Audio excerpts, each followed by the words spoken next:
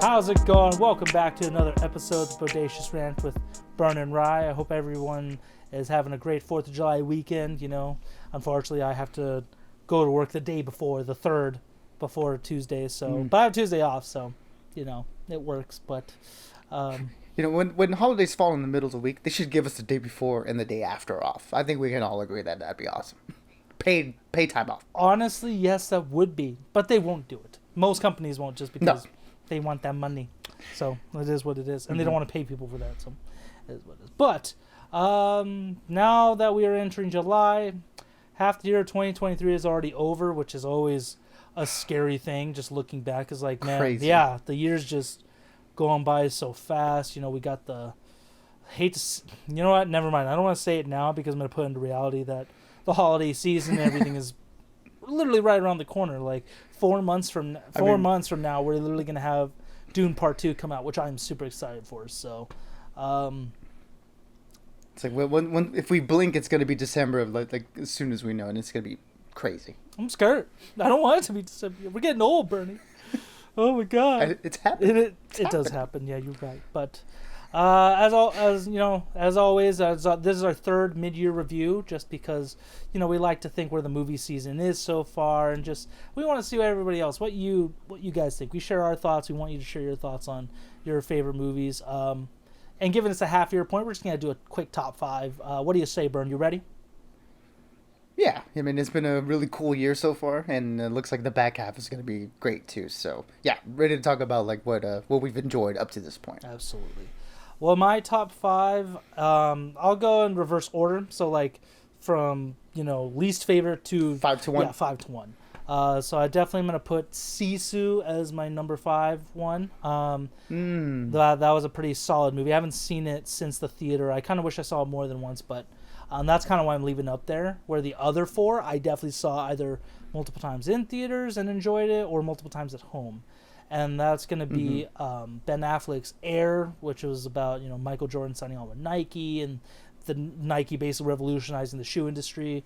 Number 3 is going to be Across the Spider-Verse, just because it's a feat of its own. It keeps topping itself in animation, which you don't think is possible, but they know how to do that. So that's the only thing Sony's gotten right for anything Spider-Man related in a while, because I still credit Tom Holland's Spider-Man with Marvel, so kiss my ass on that argument.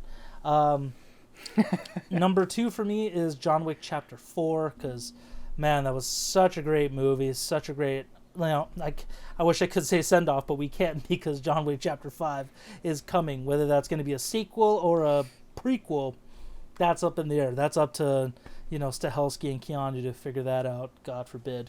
I wish it just ended on that. But it was so great. One of the best action films ever. And my number 1 is going to be, of course, I'm sure some of you have guessed it, Bern, you know what this one is. Guardians of the Galaxy Volume 3. I've stated in private conversations that it is the best. It's maybe my second best Marvel movie besides Endgame, just ever. It was so emotional, so heartwarming, so much fun, all wrapped up in just a 2.5 hour package. It's just great movie. Definitely the best Marvel movie we've had in forever. Yeah. And then some honorable mentions that didn't make it into the top 5, just because we tried to limit ourselves to 5, were Evil Dead Rise, Scream 6, and Dungeons and Dragons. Those are other 3 amazing movies that came out this year. They just couldn't beat out any of the ones I had in my top 5. So, Bern, what about you? Top 5 and any honorable mentions you have? For sure. All right. So at my number 5 is Brandon Cronenberg's movie Infinity Pool with Alexander Skarsgård and Mia Goth. It's a little more under the radar movie. I just saw that it's on Hulu now for anybody who wants to check it out and hasn't. It's a very trippy movie. Kind of shows you the depravity of like humanity and what would happen if there truly were no consequences to our actions. And it's a cool dark exploration on that, and that's all I'll say about it without spoiling anything. So that's on my number 5 right now. Really cool and twisted and just messed up if you're like into that stuff. So be warned. it's not for the faint of heart, everybody. It's in my top 5. It might not be even in your top 20 of the year. But yeah, so that's my number 5. My number 4 is John Wick 4. Man, like you mentioned, one of the best action movies we've seen in probably all time. Like we mentioned in our review. If you guys definitely, we have reviews for a lot of these movies that we mentioned, so definitely check those out to get our full thoughts on it. But yeah, John Wick 4. What more can I say about it other than that final pair sequence is one of the best things I've ever seen in an action movie. And if you haven't seen it already, go find a way to watch it. I think it's in digital now, right? So go definitely check that out as soon as you can if you have not. So John Wick 4 at my number 4. At my number 3, Guardians of the Galaxy, Volume 3. I second everything that you mentioned. Just one of the best Marvel movies that we've gotten in a long time. A beautiful send off to this team of these characters. James Gunn's version of these characters, and a farewell to James Gunn because now he's heading in the DC universe, and we just got announced, our new Superman and Lois, and he's going to be building that up. So that's going to be exciting to see. But in terms of this, what a great end to the Guardians team, and completely an emotionally wrecking movie. So in terms of movies that have made me get into my feels in the theater so far, this one is definitely one of them. And yeah, it's just a fantastic story. At my number 2, also Ben Affleck's Air. I thought, this sort of like, corporate biopic. We've been seeing that a lot lately. Like, we just got a movie about BlackBerry, Hot Cheetos, Tetris. So we're like getting these movies about, products that we've grown up with, and just to kind of get the backstory of, this like Nike Air Jordan line. It's, really cool, and it's really well done. With the biopic, and Matt Damon and Ben Affleck working together again after a very long time. I thought it was really well done, and also awesome to see Ben Affleck back in the directing chair. I know it's been a little while, with his own personal issues, and being in Batman in the DC universe took up a lot of his time, but now we got to see, that this guy's an Oscar winner for a reason. He makes really good movies. So yeah, Air is my number 2. And my number 1, as people can probably guess, is Across the Spider-Verse.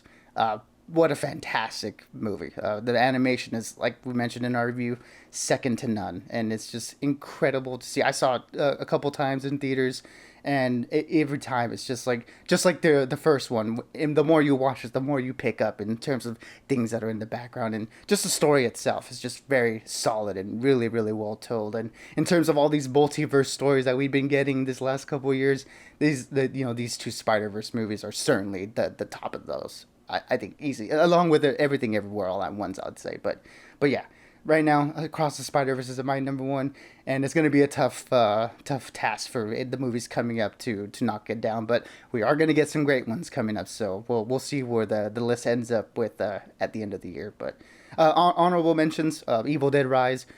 Awesome horror movie. It's so fun, really bloody, really gory. One of the best theater experiences I think we've both had in the theater this year so far. That was a lot of fun. So Evil Dead Rise is definitely there. Dungeons and Dragons, a very fun surprise. You would think, we got a horrible adaptation a while ago, and it was just nice to see that the people that made this movie, they actually cared about this stuff, and fun fantasy movie, and hopefully we get more in that franchise, in some form or fashion. And the last honorable mention I'll say is Guy Ritchie's The Covenant. I think this is his best movie in terms of like directing and craft, his most mature one. Certainly there are other ones that he made that are a lot more fun. Like I really love The Gentleman. Like that's like his very much his style. But in terms of like a filmmaker growing and maturing, this movie is like, it's up there, and fantastic performances all around. Again, check our review of our overall thoughts. But yeah, that's in my honorable mention. Solid choice, solid list. I was like, wait, what's number 1? But then you brought it up, I was like, yeah, never mind. That makes sense. So I forgot I forgot about that one. But now with the rest of the year ahead of us, Bern, do you have at least a movie or two that you're really looking forward to? Doesn't matter how many, but just want to see what you think.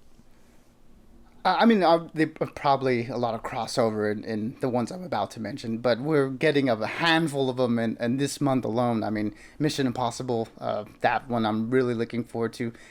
Tom Cruise has not disappointed, at any point in the last few years, in particular with the Mission Impossible franchise. Don't jinx it, Bern. Just like John Wick.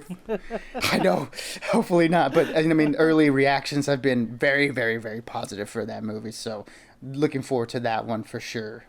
Hopefully it'll be like John Wick 4, where it pushes the action genre. And since the last movies have, that's kind of what I'm expecting with this one. Then we also got Oppenheimer and Barbie on the same weekend. Hopefully I can watch both of those on the same weekend, because that's going to be an awesome double feature. The memes alone on the internet have been so much fun for those movies, and I'm expecting some good things. I'm looking forward to both of those equally. But my number one most anticipated movie of this year, and obviously it comes out in the back half, so I'm going to talk about it here, Dune Part 2. I mean, that was the first one was my favorite movie of the year it came out, and very much looking forward to the second installment, and I'm excited to see what Denis Villeneuve does with that one, and if the trailers are any indication, it's going to be incredible. You know what, Bern, I'm going to say, you did remind me of some movies coming out, because my list was just going to be one or two, but honestly, yes, I do agree with you on a few of them. Barbie, I'm still very iffy on, because I'm like, I don't know anything about Barbie besides it was just a doll for girls growing up and stuff like that. But yeah, I mean, Margot, it's got a great cast, so hopefully that'll be good just for the sake of it, because, you know, if we're going to go see it and review it, I better fucking enjoy it, Bern, or else I blame you. But yes, I'm definitely... We will be walking out of that theater singing Barbie Girl, I guarantee. I kind of hope not. That'll be I'll feel like a mental patient, but... That will be on your year playlist that you just play over and over. If it's anything like the Peaches song from Super Smash Bros., then maybe it will be. But true. Ah, man, what a gem. The top movies I'm definitely looking forward to this year are going to be the Marvels, just because I love the cast for that one. So I hope Guardians 3 isn't just the fluke like Shang-Chi was and, you know, No Way Home was. Marvel's got to start really getting their foot down with these movies, you know, especially for Brie Larson. The girl who plays Kamala Khan, I keep forgetting her name. It's on the tip of my tongue too. And the other and you know the other lady from WandaVision, which again I forget her character's name and the actor's name. She was also in Candyman, which was really good. But Monica Rambeau, that's the character's name, right? Monica Rambeau. Yes, that lady who plays Monica Rambeau. She's awesome. So besides the Marvels, I'm also looking forward to Oppenheimer, Mission Impossible, which this is going to be like the last like part one of the last movie of the Mission Impossible franchise with Tom Cruise. So I'm hoping it's as awesome as it looks, because it looks amazing. And Dune Part 2 is just easily the movie I'm looking forward to, especially with that first trailer they dropped and then the one they most recently dropped where it kind of dives deeper into a little bit of it.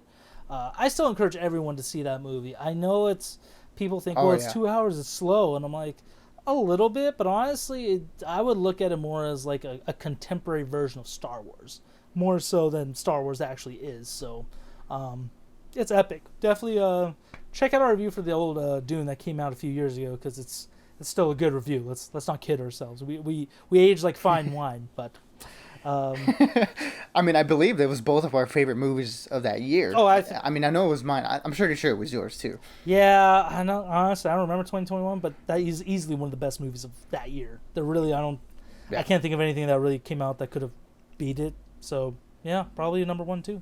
Oh wait, no, Top Gun was last year. Never mind. I was gonna say Top Gun. Yeah, that was last year. Anyways, everyone, what have you guys thought about the year so far? Are you loving the movies? Do you not care? Have you not even gone to the movies? Do you just listen to us for our beautiful voices and faces? I don't know. We'd love to know in the comments. So feel free for that. Again, we got Joyride coming up this week, along with Insidious Insidious 5 or whatever is Insidious 6. I'm excited for that one. Yeah, we're going to go see it, Burn, so you better be ready for that. And then, July, the rest of July is pretty stacked. We got Mission Impossible. We got a bunch of stuff coming out. So until next time, everyone, stay bodacious and keep on ranting for the both of us. Absolutely, everybody. Be good, be safe, and as always, we'll catch you on the next one.